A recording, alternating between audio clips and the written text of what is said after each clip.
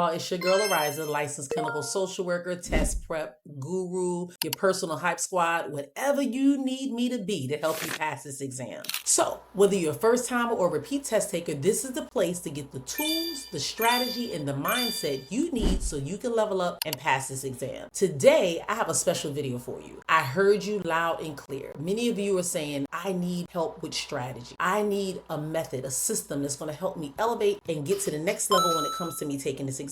I know the content, but sometimes I don't know how to apply it when the question is visible or right there in front of me, and I just can't figure out which way to go. If you're in my community or if you have joined the YouTube channel, I want to start there. There's a difference. I have a free test prep community called LCSWVIBES where you can join the community. There's a few hundred people in there. We're doing test prep questions. You can connect with one another. You can start your own groups, whatever you want to do. I kind of keep it going, but you guys are free to do whatever you want in that group as long as it deals with test prep content. I throw a lot of case studies, questions. I also tell you about my services. A lot of you are tapping in and you're working with me on an individual basis. Some of you are working with me in the weekly group coaching sessions. Some of you are joining my boot camp. Like, there's so many different things out there that I offer. It's just easier to explain it and post it all inside of the community. So that is what I have been doing. So if you missed it or you're in the community and you're like, oh my God, there's so much stuff going on, there's a link at the very top that says welcome, and you can schedule a 10-minute call with me and we can break down your test taking strategy. I can answer if there's services that you can utilize that can help get you to the next level, or whether what you got is working and I'm just going to give you the motivation and be your cheerleader and tell you that you got this. So it's whatever you need. That is the community where you can go. Now, if you love my YouTube videos and I've been helping you and blessing you in some kind of way, many of you have decided to join the channel. That is another way that I'm able to continue to do these videos and continue to show up for you guys in the capacity that I am. It's very time consuming making videos, purchasing equipment, cameras, lights, all this types of stuff, sounders, blocking out things, an editor. Like, it's very, very costly. And yes, I love you guys. I appreciate you guys. And I want you all to pass the exam. But your girl, I gotta eat. And did you see back there in the back? Those are my 3 babies. So I gotta make sure they eat too, you know? So that's just the reality of it. You know, I do this because I love to do it. However, throwing some support here and there definitely helps me continue that momentum so I can continue to pour into you guys and help you pass the exam and succeed. And if you have taken the exam recently and you have passed, make sure you send me a message in the comment section or hit me up in the chat. Just tell me how this has been helping you. That is what motivates me and that's what keeps me going. And that is why I show up every day for you guys, because the love has been unreal. And as long as you continue to match my energy and show me that you appreciate a sister, I'm gonna keep it coming. That's just how I roll. So without further ado, I'm gonna give you this banger today. And I'm telling you, this is gonna be a video that's gonna help you. I know a lot of you are gonna watch it, a lot of you are gonna see it because I've been speaking to you. And I know that these first style questions are really tricking you up. So I have the first, next, best, most method. Yes, 4. Just like that LCSW, LMSW, all that stuff. So the first, next, best, most method, that last M in that method kind of gets me sometimes. But it allows you to look at the test in a way and say, okay, if the question says, what should the social worker do first? This is what I need to be looking at for my answer choices. If the question says, what should the social worker do next? This is what I should be doing my answer choices. If the question says, what is the most appropriate or most likely? That is what you're doing when you're answering a most question. And then, even though I'm out of order, I'm gonna say the best for last. Yes, when it has that best question, you have to think about all these answers look really good, but clearly one of them is better. Or should I say best, you know, better, best. So that's kind of how it goes when you're looking at these questions. You have to have a mindset that lets you know, hey, that is a better option. Even though I could do this, I could do that, this would be the best, the most clinical, the most sound, the most appropriate, the most ethical. All those things are what we think about when we hear the word best. So that is what I want you to think about. So I'm going to jump right into this video and I'm going to share my screen on this one because I really want you to look in, lock in, and take notes. If you are driving and you're watching this video, I recommend pause it, wait till you get home and watch it again. Or better yet, no. I apologize for that. Watch the video now. Should I say listen to the video now? And then when you get home, watch it all over again. So since you're not going to be able to take your notes and take little pictures and stuff because you're driving, just go ahead before you get really fast. Just like this video already because I already know you're gonna like it. I feel it in my bones. I'm coming here with that energy. So I think I'm gonna give it to you guys today. So make sure you like the video and of course, make sure you subscribe. I'm looking at my stats, and I would say about 50% of you are subscribed to the channel. So that means a lot of you don't know the videos are posting or that they're there. You don't get that little ding ding, the alarm to say, hey, LCSW Vibes is posting a video within the next hour or a day ago or whatever it is. So make sure you like the video and subscribe so you can also turn on your notifications so you can be notified when a video does hit. It really helps with the YouTube algorithm. It's picking up. I'm growing. People are recognizing me. The SEO, as someone said, yes, that some of you might know what that is and might not, but it's really showing now and it's really coming out there in the atmosphere when people are searching test prep stuff. I'm finally popping up. So with you guys help and support, I can continue to do that, but I need you to like and I need you to subscribe and comment. When you guys comment on the videos, man, you have no idea what that does to the YouTube algorithm. That's another way you can just show me a little bit of support and appreciation for what I do. So that's what I'm going to share with you guys. So today we're going to learn the real strategy behind the FNBM method so you can take this exam and pass it and not have any stressors or any worries about what to do when you see that first question. So let's start out with why first questions trip people up. First and foremost, like, why would a first question? What do you do first? The social worker, blah, blah, blah, blah, blah, blah, blah. What is the first? You know, whenever you see the word first, sometimes it just makes people a little antsy. So the first question is basically designed to test the sequencing, especially when it comes to ethics and clinical judgment, because there's always something that we do first before we do something next or before we figure out what's going to be the best or what's going to be the most efficient. We have to understand what comes first. Sometimes there are multiple good answers. So you might get a test scenario where you're like, man, I would do that first, but maybe I should do that first. But if you understand what the first question is asking you, normally it sticks out like a red flag. You just know automatically that has to be the answer based on what first questions typically do. I'm doing this training because a lot of learners, it says students, but a lot of learners often overthink or they apply real world logic. Nope. We need to focus on the test world only. Like, what does it look like there? So you must recognize this stage of the helping process in order to be more efficient or more effective in your answering of the question. Because if you know the social work helping process, you pretty much know what pretty much happens in the first step. So let's start here. Let me just give you a quick overview just in case you guys don't remember what the FNBM method really stands for. Are you studying for the LCSW or LMSW exam? Don't waste time on the wrong prep. Try my test prep program for free with a full module that gives you the real strategies, the real practice, and real results. Plus, you get access to my exclusive test prep community where you'll find support, study material, and accountability. No risk, no stress, just results. Click the link in the bio so you can get ready to win with the winning team. So for those of you who've been following me for a while, or you're in my community, or you've been coming to my coaching classes, you know that this is pretty much something that I utilize every now and then, could probably utilize a little bit more to kind of let you guys know how to answer these questions. So you have F first. That's what kicks off the process. Pretty much first questions, you're assessing, you're building rapport, you're ruling out any kind of substance use issues, any self-harm, whether there's anything detrimental where you need to report out to authorities. That kind of thing is what you're looking at first to see, like, okay, what's happening here? What's happening here? What I need to do first. That is the mindset you need to have. And then you have next. What follows the first or immediate response? So when you see what happens next, we think like something has already been done first. So now what do we do next? That is pretty much how it is. So think about it like this. I'm going in the kitchen and I plan to bake a cake. The first thing I need to do, of course, wash my hands,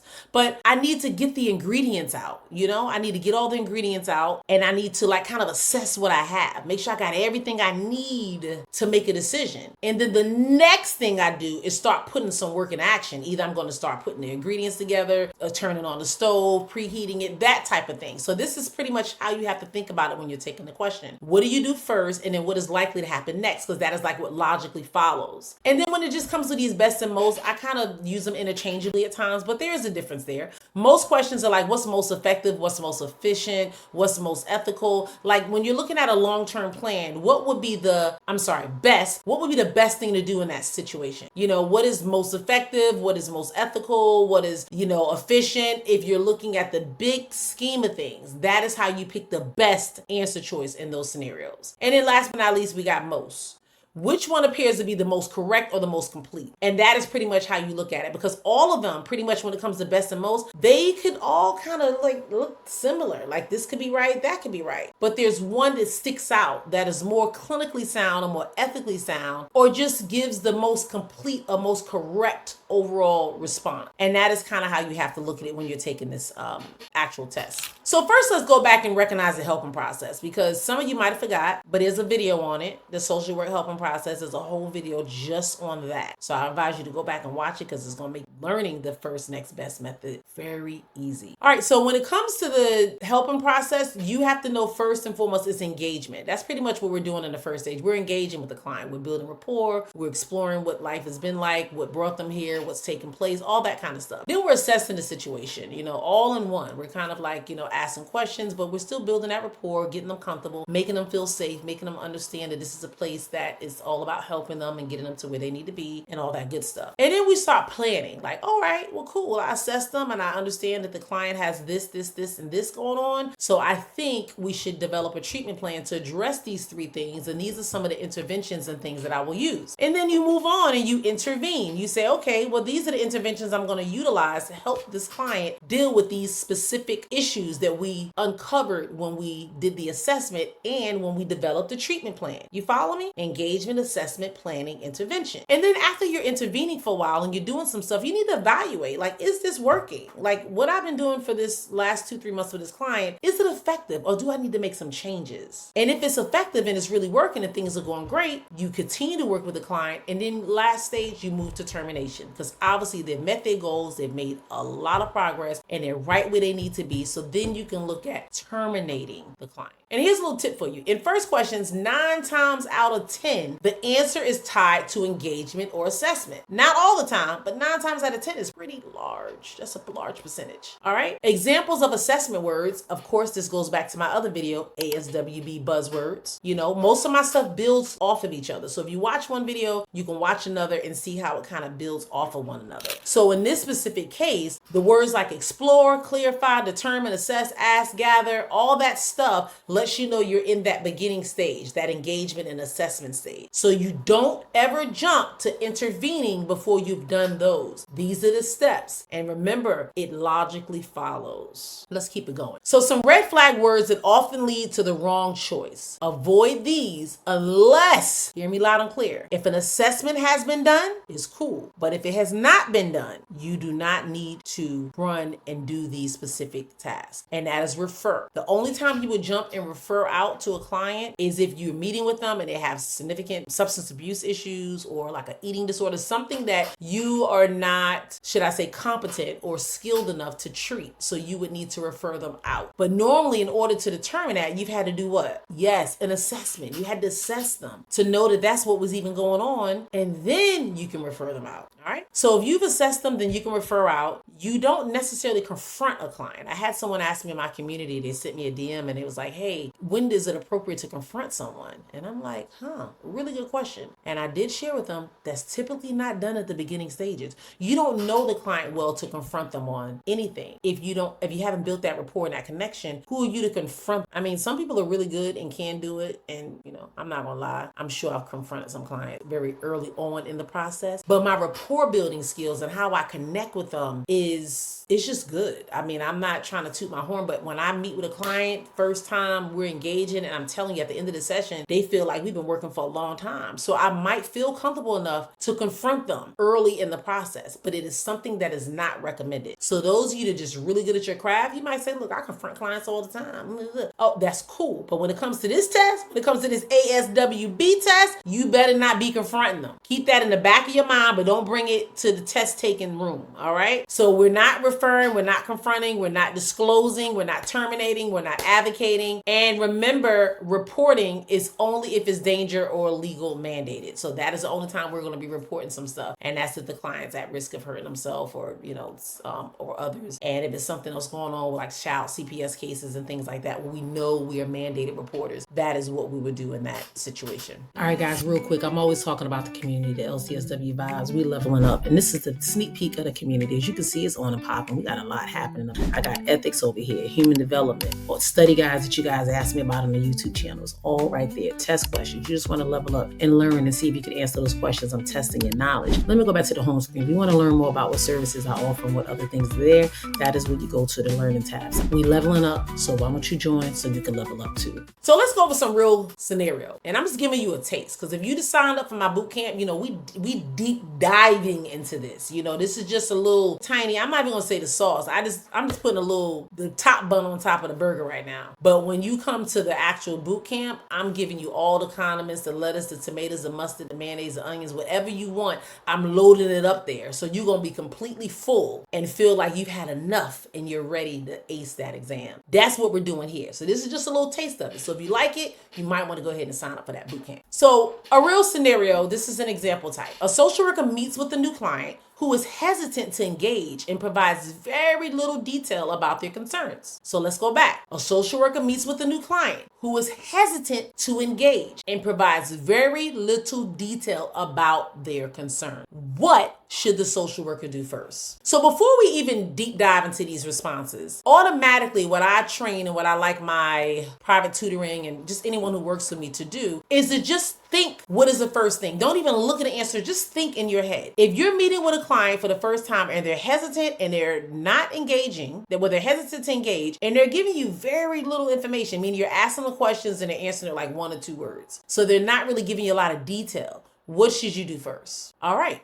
So you kind of know something that has to happen, something. We're in the beginning stage, we're connecting with the client, and I just feel like the rapport and the connection isn't there. So I might need to work on that a little bit. But let's see what these answer choices are and how they bleed into what the response actually is. So A, do we explore the client's reluctance? You know, like, hey, I know you're a little hesitant and a little uncomfortable being here today, and rightfully so. This is a little different kind of atmosphere. Just kind of talking to them, just acknowledging maybe where they are, what's going on, how they're feeling. You just want to explore that reluctance. That's the A. B, do we refer the client to a more experienced clinician? Like, hey, I understand that, I'm meeting with you to do this assessment today, and I can clearly see that you're a little uncomfortable and a little hesitant to engage with me. So I'm going to go down the hall and I'm going to get Bob because he's really experienced, and I'm sure he's going to get you to open up really soon. B, what does that sound like? And then C, they're reluctant to engage. They're not giving a little bit of information. And I'm going to begin gathering psychosocial history. All right. So client's nervous and they're sitting there and I'm like, all right, so tell me a little bit about your childhood. Tell me what's going on here. What's going on? Why are you in therapy? What's happening? Have you tried therapy before?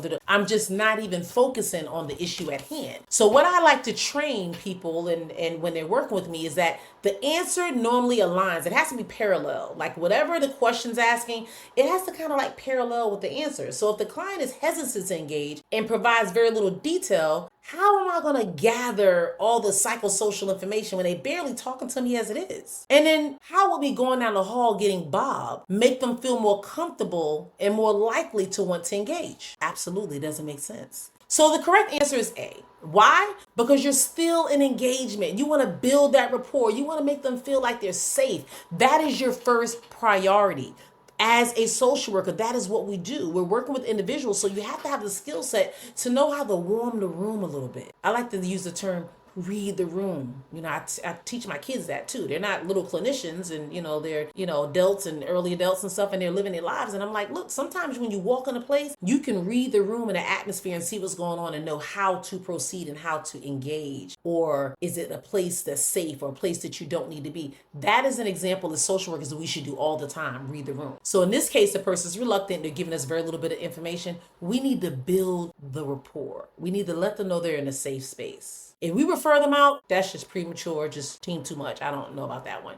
Gathering history and engagement, it's effective, but the client's not engaged and they're not talking to us yet. So it doesn't make sense. Hopefully this helps you think about it. Yes, the questions on the exam might be a little bit harder, might give you a little bit more complex answering. However, it's the same thing. It's just worded differently. So if you go to the ASWB buzzwords and you recognize all of them, you'll kind of see that they're all similar in a way. And then when you answer the test questions, it kind of helps guide you because you've recognized certain keywords. And that is why I'm breaking these questions down so you can actually see that and understand that it doesn't matter how complex or how much fluff is thrown into questions when you're practicing. The bottom line is that simple. Social worker, new client, hesitant to engage, what's the answer? That's how we need to approach them all.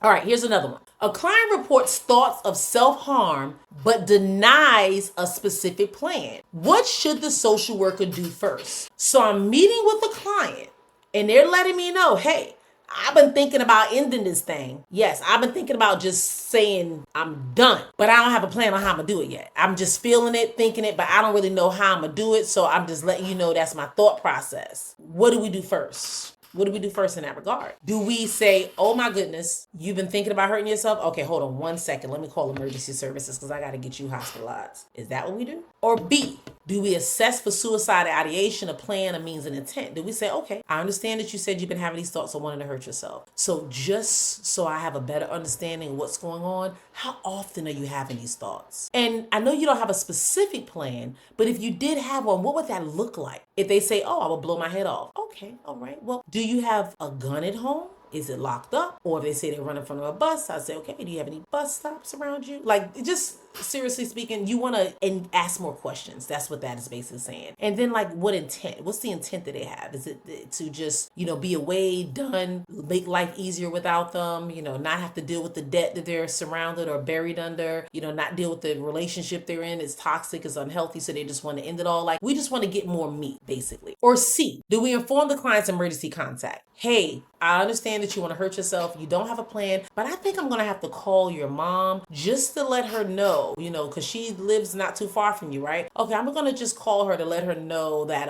you're thinking of hurting yourself so she's aware. So, and the reason I'm giving you these questions and I'm saying them this way, because a lot of times when we take a test question, we just read it, but we don't kind of think about it past what the sentence is saying. So for me to read it out the way I'm doing, obviously you don't have all this time when you're taking the test to do so, but it does kind of let you think a little bit more like, what does that look like? So if I was to initiate hospitalization or inform the client's emergency contact, I'm just ruined the relationship right there. That client is not doing anything with me. I need to talk a little bit more and see what's going on and what's their intent and what's their plan and all that kind of stuff. So then I can better assist them and decide then, do I need to initiate hospitalization or do I need to contact their emergency contact? These are the things that we would do. So this is the first question. First, we need to assess. That's the key word. Then the other things would logically follow. Hey guys, let's stop by to tell you this. You do not have to win alone. Absolutely not. People in the community are winning each and every day. The proof is in the pudding. Go in the community. It's free. We're throwing down test questions, case studies, the FNBM method, all the details and everything you need so you can succeed. Click the link in the bio and join. You don't need to do this alone. See you soon. So I hope that's really helpful for you. And of course, the answer is B. Even though it feels urgent, the first step still is a thorough assessment. Without it, you may overreact or under-respond. And that is basically what that question is stating. I think this might be the last question, but let me go ahead and knock this out for you real quick. So a mother brings in her 7-year-old son who is showing signs of trauma after a recent divorce. What should the social worker do first? So you got a 7-year-old kid, they're dealing with trauma, and I just caught a typo and it kind of made me lose my focus and concentration. So act like you don't see it, I'm act like I don't see it. I'm just gonna read the sentence like all the words are there. All right? A, do we provide psychoeducation on divorce and child behavior? B, do we begin a trauma-focused intervention? C, do we conduct a biopsychological assessment with the mother and child? All right, so the first one, do we say, oh my goodness, Billy is showing signs of trauma. You and your husband just got divorced. So let me tell you what divorce looks like. Divorce typically makes children act out and make them feel really uncomfortable. And that can be why his behavior is the way that it is. So just understand that this is normal and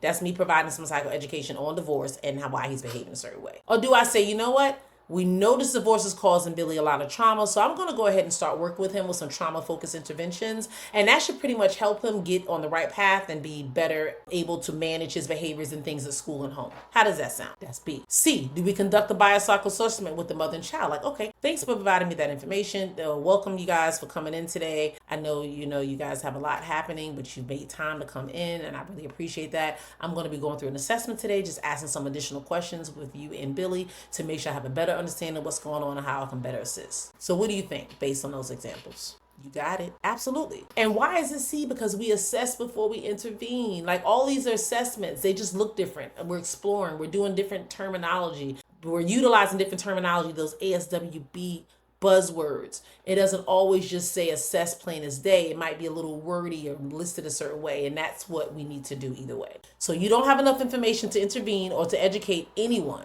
Because we don't even know they had the divorce. The mom is saying it's trauma from the divorce, but we really don't know. I mean, he could be being bullied at school for all we know. So we need to gather more information and better understand what's happening. So pull out your cameras, take a picture, take a screenshot, whatever you need to do. But this is how to spot a trick question. You watch out for emotional pull. Sometimes the question is going to pull you in emotionally and you feel like that is what it needs to be. They may include words like it's urgent, worried, concerned, and that will make you jump the gun and feel like, oh my God, they're worried, they're concerned, they're urgent. I need to no. Take a deep breath and use your knowledge and strategy, and that will help you. You stick with your framework, not your feelings. If you let your feelings show up on test day, your feelings can take over, and the feelings don't have nothing to do with you becoming licensed. So lock and load them feelings and just focus on your framework, or should I say your strategy or your system. You know, I spelled the system without an S, but I think I created it again, saving you significant time, money, and energy. So that is pretty much how it goes. Saving you significant time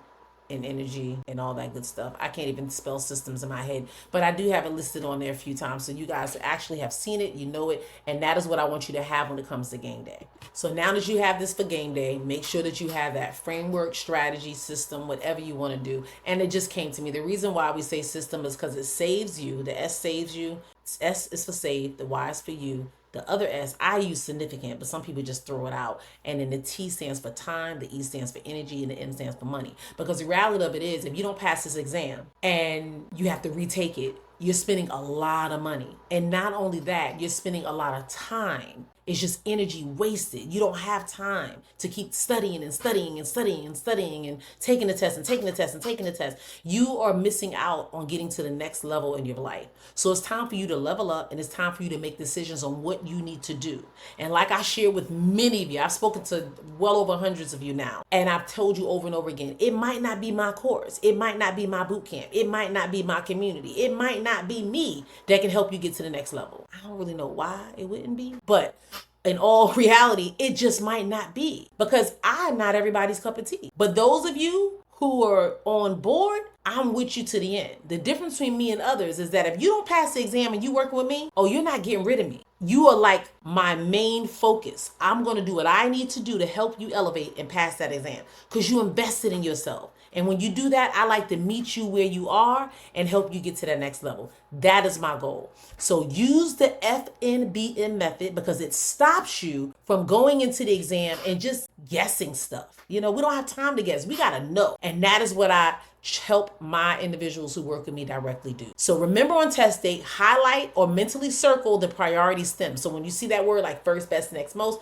highlight it in your head mentally, or just, you know, I think you can do it or something in the test center. When you do that, make sure that you highlight it so you can understand it. Ask yourself, where am I in the helping process? Am I in the assessment stage, the engagement stage? Am I intervening? Like, what am I doing? Ask yourself those questions. And you always want to eliminate the intervention answers if the assessment hasn't been done. So that's clear. If you're meeting with the client for the first time and it says that you could start doing a certain type of treatment or utilizing a certain modality, you know that's not where we're going yet, because you haven't really engaged or built that rapport or assessed the client or any of that stuff. So think about that. Now, if you've done some of those things and the sentence says the therapist has completed a biopsychosocial assessment and now is deciding what should they do first as it pertains to do, whatever it is, that's leading you to understand that something has been done. So keep that in mind. If it feels like all the answers sound good, you must go back to your framework, to your system, to your strategy. Whatever you're utilizing on exam day, go back to that. Because if all the answers sound good, it means that you're leading into the feelings. You're starting to feel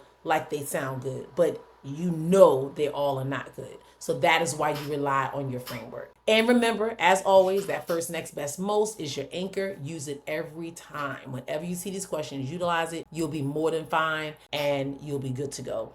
On a reminder, don't let those first questions throw you off. Slow down, identify the stage, and this method would help get you to the finish line. If you want to master this method, join the community. I would definitely say the coaching community. You can grab the first, next, best, most cheat sheet. It is definitely in the free community. And you could also join my page. Yes, that's totally different. So I'm kind of emphasizing that because I think some people are thinking when they join the page, they're joining the community, and it gets all confusing. I know I got a lot going on. I'm simplifying it for you guys, but I'm trying to show up in every which way that I possibly can. And if it's not too much, make sure you subscribe. Make sure you like. Make sure you comment. Just say, hey, I'm with you, girl. A lot of you have been commenting that I stuck with you, and I love it because I know you made it all the way to my long videos, and I appreciate that because these videos are a little bit longer, but they're also helping your attention span and your focus because you got to sit in there and take the exam for 4 hours. 4 whole hours. So those of you that are rocking with me on the boot camp, one day on the weekend is 6 hours. And then during the week, it's 3 hours. And we meet in several times. So each boot camp is about 12 hours on average. Of course, we got some breaks and stuff in there, so it might just be a little over 10. But that's a lot of time with your girl. But we're going to be deep diving and doing things that no other boot camp has allowed you guys to do. And that is feel elevated to the point that you got the confidence, the mindset, the strategy, the content, everything you need to succeed on game day. That is what I'm telling you I'm bringing. My word is my bond, and I'm going to do it. All right. Thank you so much for watching this video. Staying tuned to the very end. If you're confused by all the links and don't know where to go to subscribe or to find me, because some of you are searching me out on Psychology Today and everywhere else, go to www.ariza, that's ARISZA, Z as in zebra, A, Hillman, HILLMAN. You know my whole government name now, but it's arizahillman.com. You go to that website and you can join the community. You can find about the boot camps. You can find about my courses, whatever I'm offering, anything. Even if you've licensed already and you like, yo, I heard you do some private practice coaching. That is where you find me. That website is going to give you everything you need to know about moi and help you get to the next level. Be blessed into the next one. You have an amazing day, and I look forward to hearing about you passing, and I'll see you soon.